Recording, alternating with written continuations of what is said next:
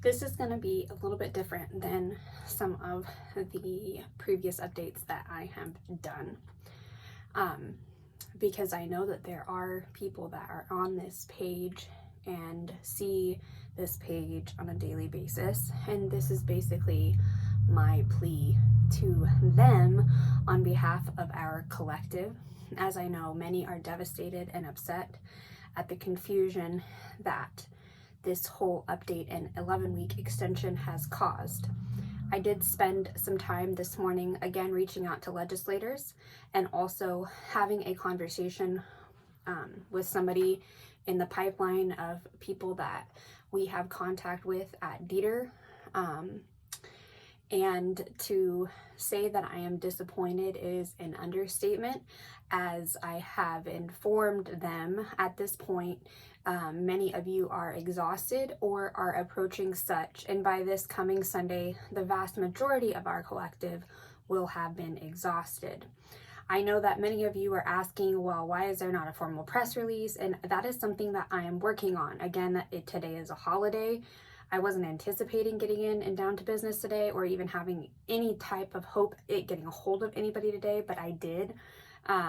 And obviously we're continuing to have the conversation. I was met with still confusion on their end and the lack of understanding. I don't really know what is going on.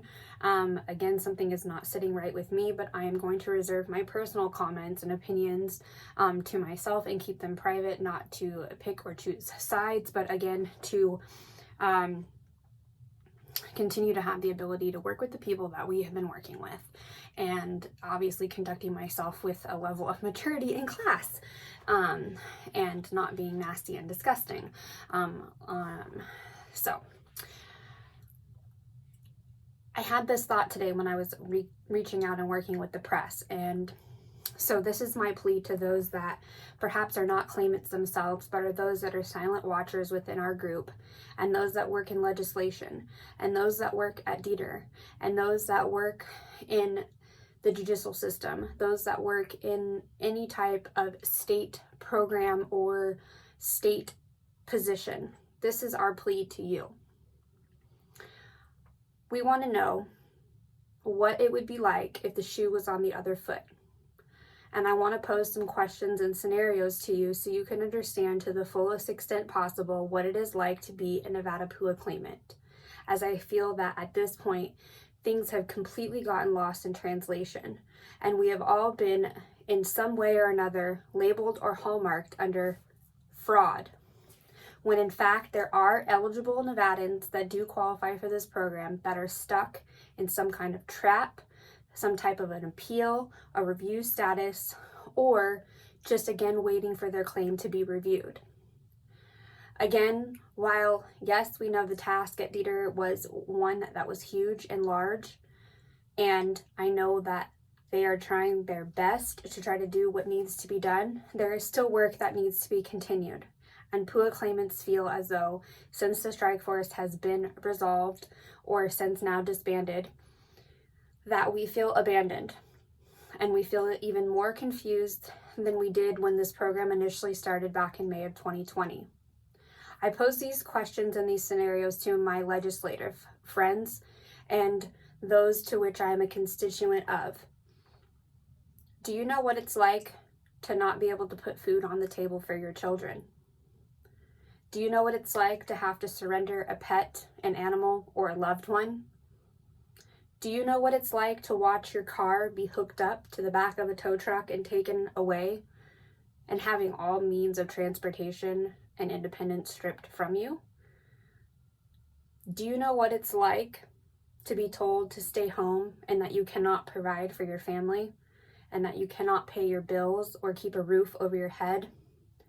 Do you know what it's like to have to pack up your entire life, or a life as you knew it, and move in with others, loved ones, or shelters, or become homeless?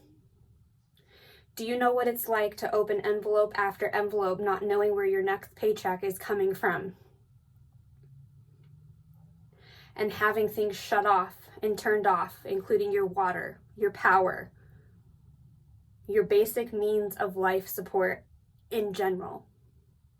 I pose these questions and scenarios to my legislators because we have extensively over the last 10 months emailed and reached out to little or no care or concern.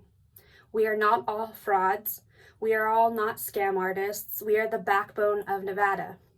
We are the people that put your food on the table at a restaurant while you're out on date night with your significant other. We are the ones that turn down and clean up your room while you staycation here on the Strip. We are the ones that put on performances night after night to keep this town going and bright. We are the ones that mow your lawn, fix your toilets. We are the ones that bake your children's birthday cakes.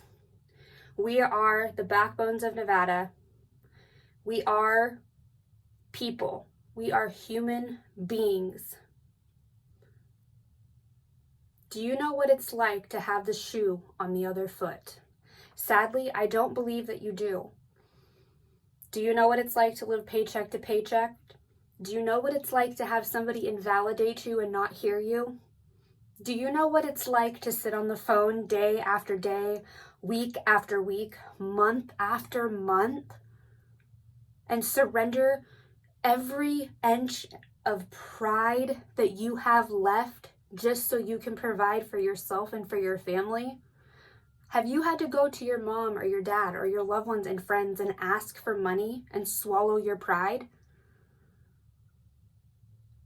I pose these questions again today for you really to critically think about the impact that this has had on Nevada and the impact that this has had on my collective as a whole. I plead with you to do better. I plead with you to be transparent. I plead with you to continue to keep the conversation going and to include claimants' feedback and perspective at all cost. I urge you to continue to provide a proverbial seat at the DETR table so we feel like we have a voice. I urge you to see both sides of the spectrum here, and not just the one where you're painting a rosy picture of all of the things that you may think are great that you have done to try to remedy this situation. I urge you to understand the gravity and the impact that this pandemic has had on Nevadans, who rank 49th in the nation for unemployment.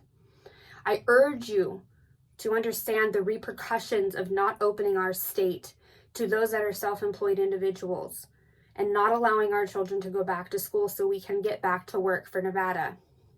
I urge you to consider all of these things today, as DETR again has left us in the dark with more questions than answers at this point. And it's my challenge now to DETR, and now to our legislators, and now to our governor himself to act, and to act now. Our collective, again, are a group of individuals and human beings that deserve to have their due process and deserve to have their voices heard. We cannot continue to just stand by and wait while you decide how to work out every single contextuality of this system. Ask for help, continue to ask questions, and continue to open and soften your hearts and to treat your claimants and your constituents and your residents of Nevada with the dignity and the respect that they deserve. I urge you to do all of these things on behalf of not only my collective, but Nevada as a whole.